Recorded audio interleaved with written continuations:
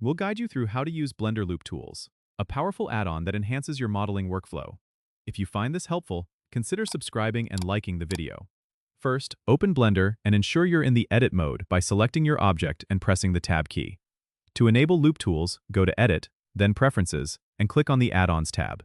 In the search box, type Loop Tools, and check the box next to Mesh, Loop Tools to activate it. Once activated, you can access Loop Tools from the Specials menu by pressing the W key, or you can find it in the right-click menu. With Loop Tools, you can perform various operations like bridging loops, flattening surfaces, and creating circles. For example, to use the Bridge tool, select two edge loops that you want to connect. Right-click to bring up the Loop Tools menu, and choose Bridge. This will create faces between your selected loops. If you want to flatten a selection, select the vertices, edges, or faces you wish to flatten. Activate the Loop Tools menu, and click on Flatten. To make a circular shape, select a loop of edges, open the Loop Tools menu, and select Circle. This will transform your selection into a perfect circle.